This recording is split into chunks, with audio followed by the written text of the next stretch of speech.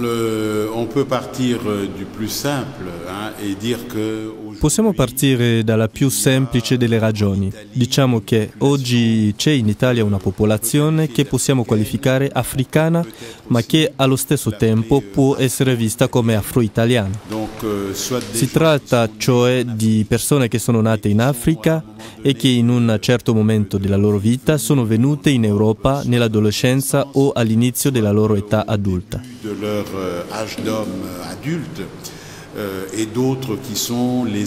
Altri invece sono figli di queste persone oppure i loro nipoti. Questo ci dà almeno 3 generazioni di persone, quindi circa 60 anni di esistenza in Italia. È chiaro anche che queste persone, che secondo le statistiche sono decine di migliaia, costituiscono una presenza sociale importante in Italia. Non possiamo quindi considerarli solo come dei lavoratori o produttori di ricchezza.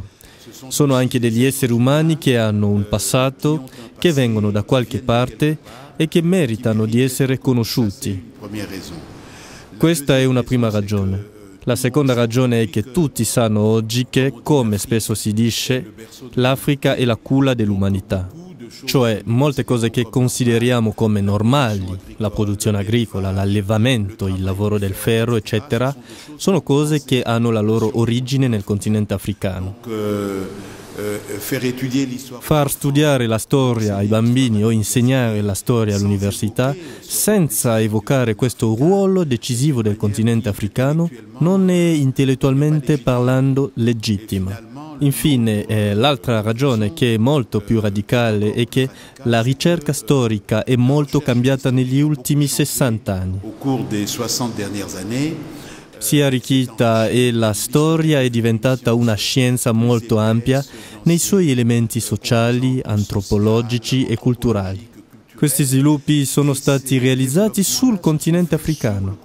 È studiando la storia dell'Africa che gli scienziati europei e africani hanno creato dei metodi e una concezione della storia che ha trasformato la storia dell'Africa.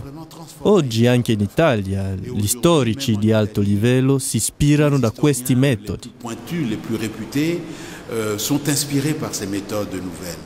Tutto ciò fa sì che in un paese di grande tradizione universitaria, quale l'Italia, un paese dove gli africani sono numerosi, sia davvero necessario che delle cattedre di storia africana e dei centri di ricerca africana si moltiplichino per tutte queste ragioni che sono nello stesso tempo politiche ed intellettuali.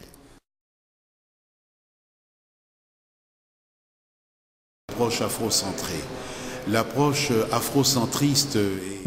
afrocentrista è nato negli Stati Uniti negli anni 70 circa, in reazione in qualche modo alle mancanze della politica di integrazione. Una politica di integrazione che è stata lanciata da Martin Luther King e che ha dato un certo numero di risultati positivi, ma che nell'insieme, se togliamo la classe media nero-americana, non ha portato cambiamenti tra la massa dei neri americani. La masse des Américains noirs n'ont pas vu le changement. Questo ha comportato in certi ambienti la nascita di leader di opinioni che sviluppano quello che possiamo interpretare come un razzismo all'inverso, perché affermano: i bianchi dicono che noi siamo di razza diversa? Sì, lo siamo. I bianchi dicono che siamo inferiori? Non è vero, perché affermano: l'uomo è nato in Africa, dunque il primo uomo è un nero. L'afrocentrismo riporta tutta la storia dell'umanità all'Africa. Tende a colorare di nero tutto quello che è bianco.